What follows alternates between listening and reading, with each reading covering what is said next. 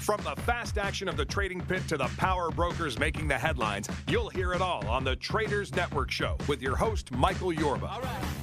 Michael interviews the front page titans about the latest in trading tools and market trends in stocks, commodities, bonds, forex, and derivatives. The Traders Network helps you stay ahead of the curve and delivers tomorrow's trade today. Now, here's your host, Michael Yorba.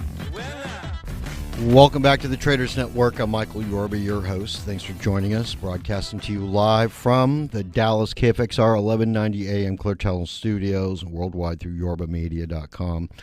All right, we're drawing the year to a close. It has been a tremendous year for me and a lot of the guests, but, there's a lot of behind the scenes that goes on here to make the show happen, and I wanted to take a moment, if I could, and bring an old friend of mine on who has really been the backbone of a lot of the content. As a matter of fact, a good 90% of the content that you've had the pleasure of listening to and really experiencing.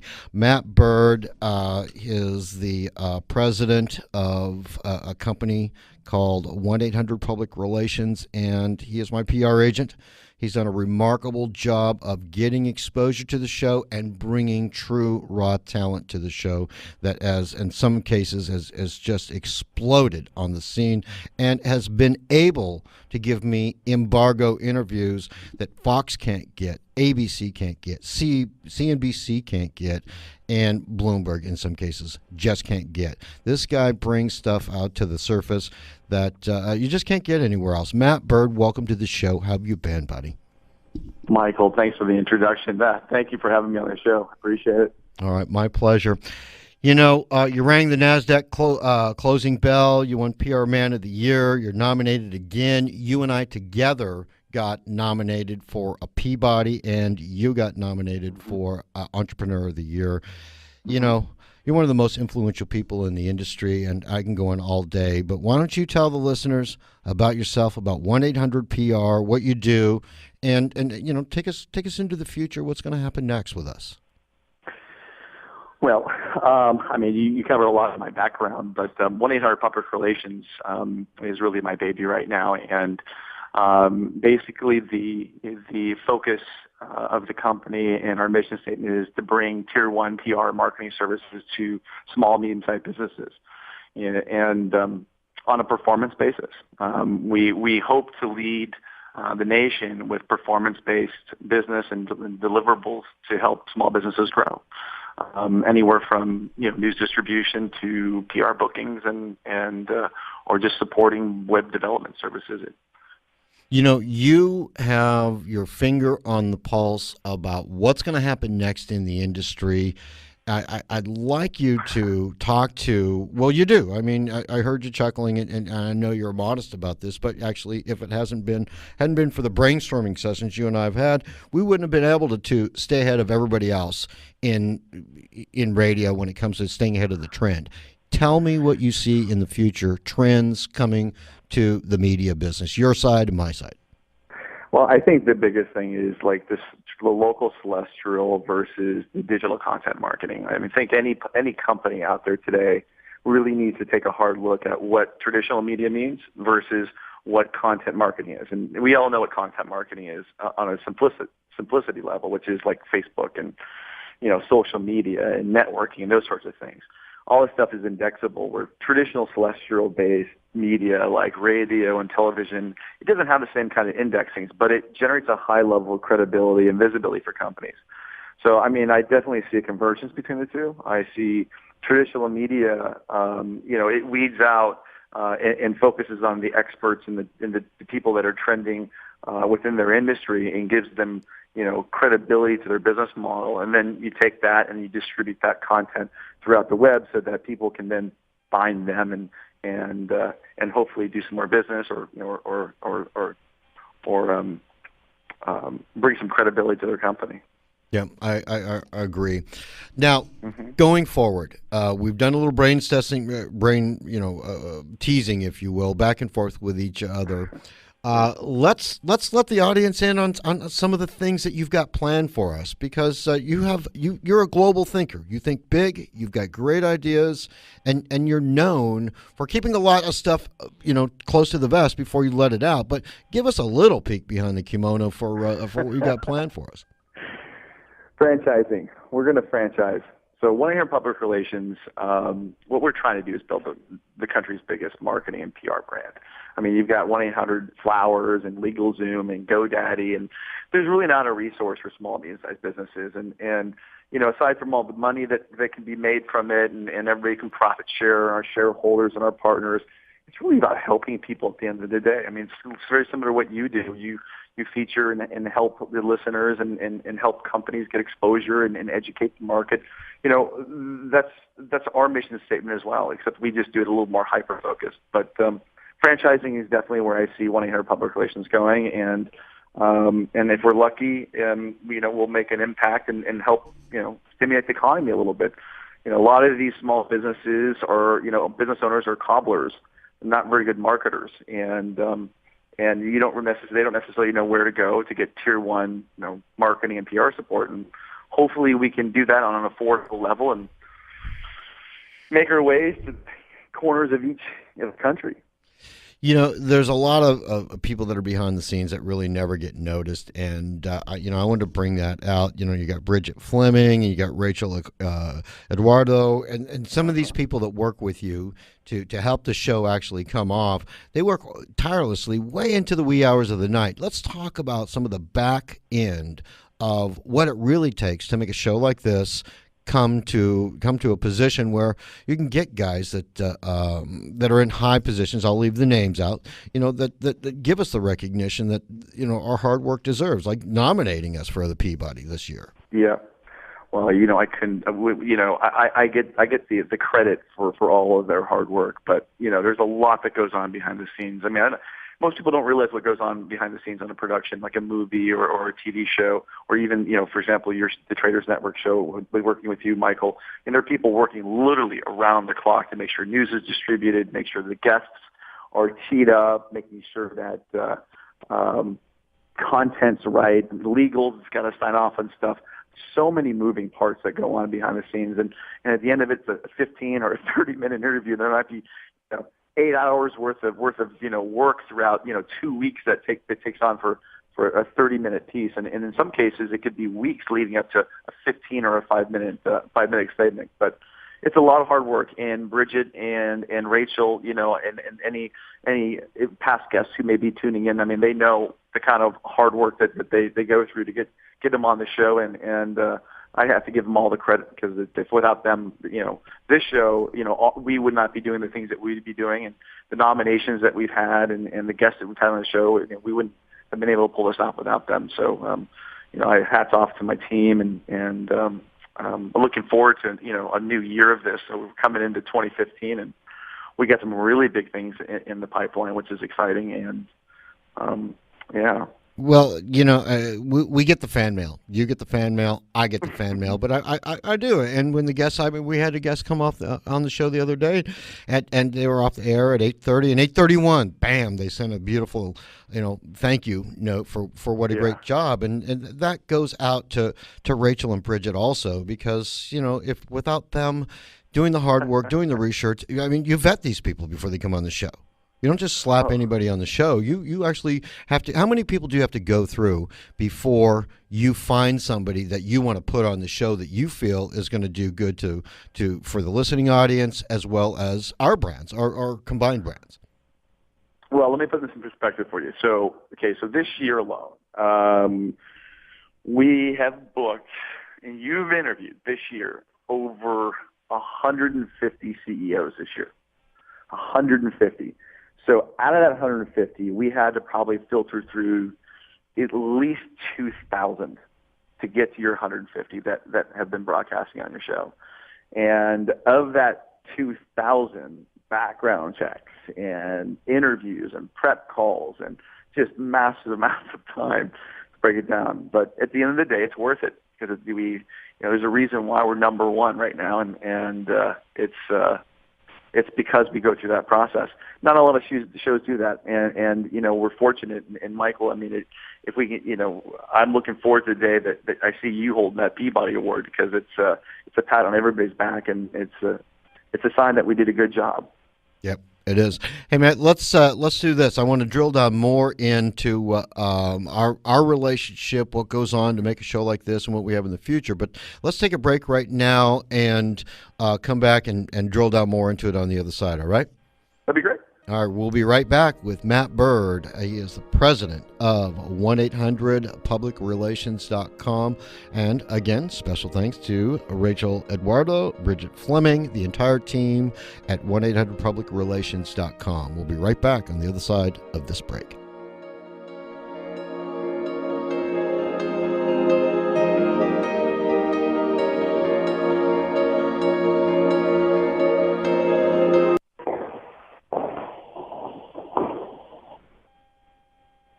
Are you keeping pace with the change in business development technology? Make the job of your sales team easier and lower cost. The world is moving to mobile apps. Digital publishing is the way of the future. For less than $90 a month, Cookie can create a professional mobile app for your company. If you don't have one now, you'll be left behind. Make marketing more powerful, more successful.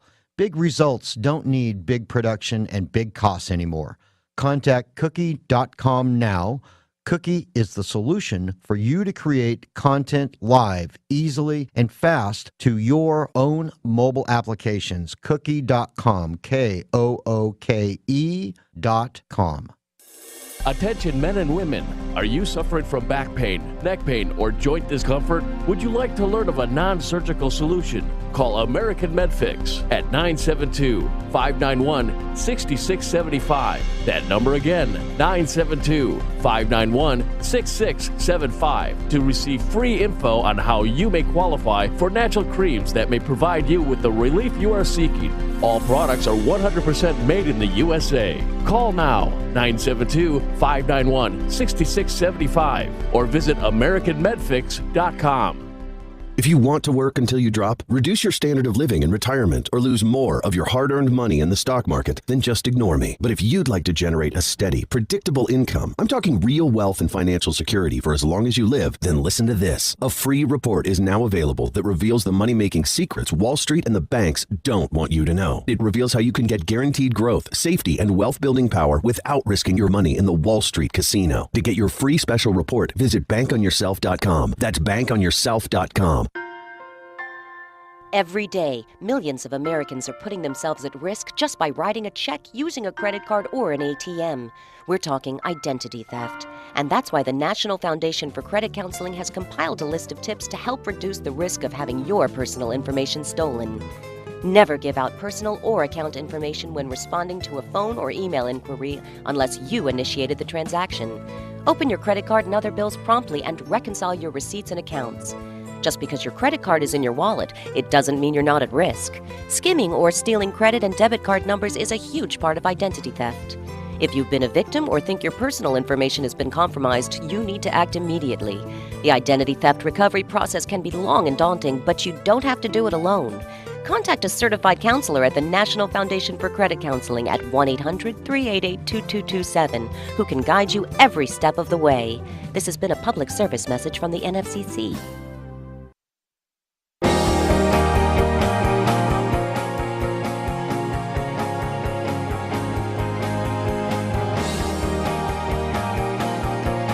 Welcome back to the Traders Network. I'm Michael Yorba, your host. Thanks for joining us. Broadcasting to you live from the Dallas KFXR 1190 AM iHeart Media Studios and worldwide through yorbamedia.com. All right, I'm joined with a very good friend of mine, partner and business associate, Matt Bird, president of 1800PublicRelations.com. And Matt, we've had a hell of a year. Excuse me, I shouldn't even say that, but we did. It's been a tumultuous year. The good, the bad, the up, the down. You know, this is a guy that actually flew down here once he said almost a year and a half ago, you know what? I get it. I like it. I know we could do something. Actually jumped on the plane, came down here, came out to the ranch, hung out with me, and worked out a plan. and we put our heads together, and it worked out wonderfully. But you're going to say something, Matt? No, we certainly did. I mean, man, I think back, and it seems like a hell of a lot longer. Sorry to use the same, but a lot longer than a year ago. It seems like a decade after this last year, but keep going. Yeah, well, let's change gears and move around a little bit here. Let's talk about the investments, because that's why people come on the show. That's why they listen to the show.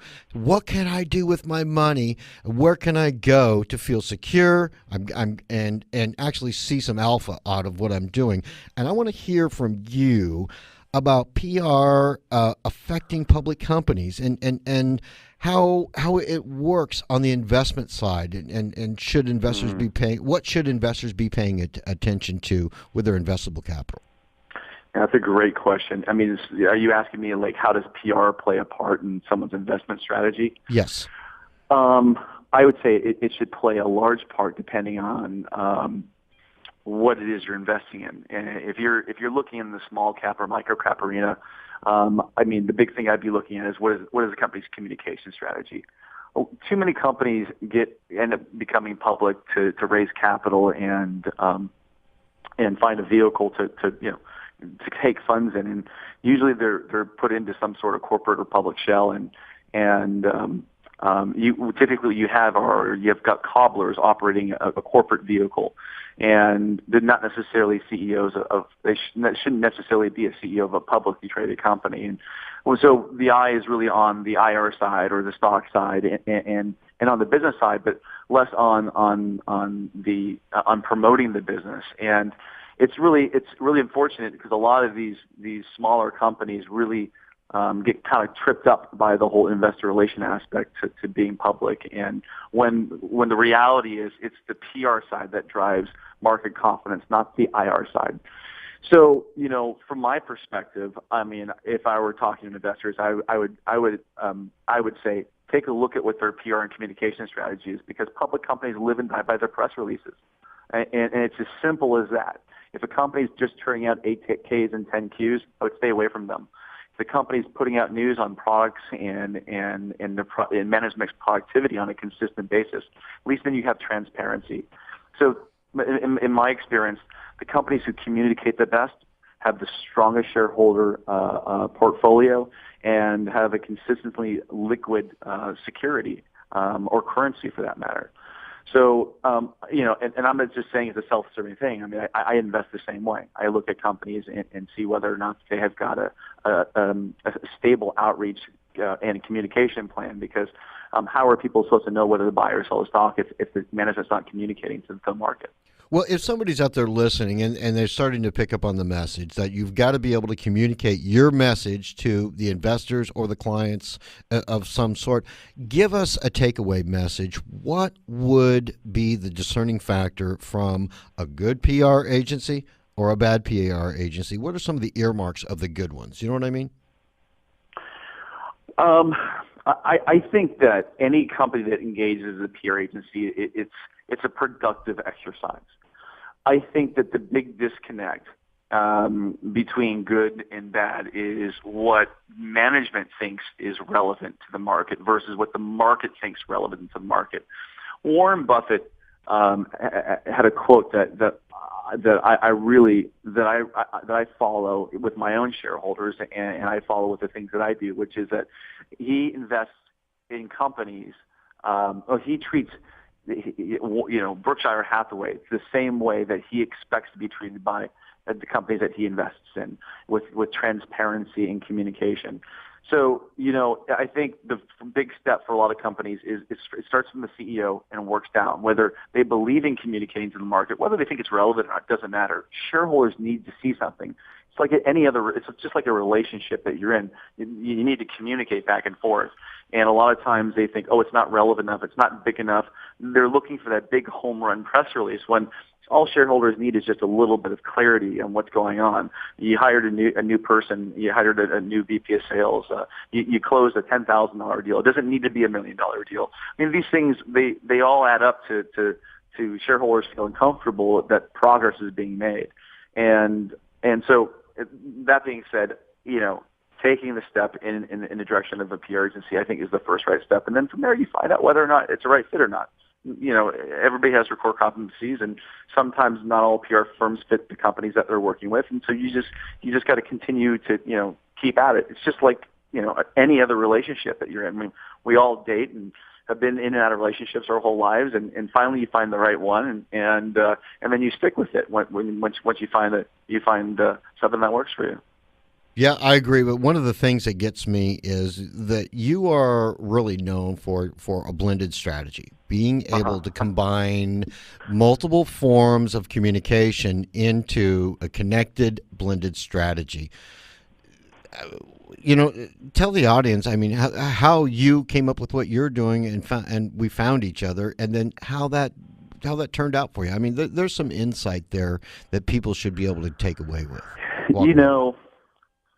There are lots of different types of people out there that are in business. There are innovators, there are entrepreneurs, there are problem solvers. I don't think of myself as an entrepreneur or even an innovator, to be quite honest. I solve problems.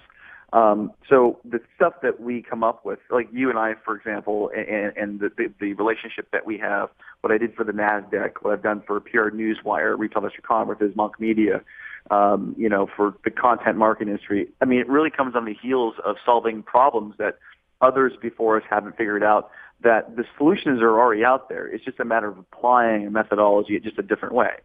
And so I really can't take the credit for doing a lot of the innovation because the technology stuff already exists. It's just a matter of applying it in a different way and connecting dots where dots before had never really been connected. And that's how innovation is kind of born. I think you find that a lot of people who are entrepreneurs and very innovative, they build stuff for themselves, not for the market. So if you're solving problems, if you're innovating based upon a problem that needs to be solved, it means that you're building a model that has an existing demand for it versus coming up with an idea of a better widget. It might not necessarily need a better widget. The widget might be fine the way it is. So like, for example, push technology versus contextual marketing. I mean, push technology has been around for a long time, but there was never a demand for it when it was developed. Just because someone can build it doesn't mean they're going to come. So on that front, I believe in small, calculated failures. I believe that success comes on the heels of failure.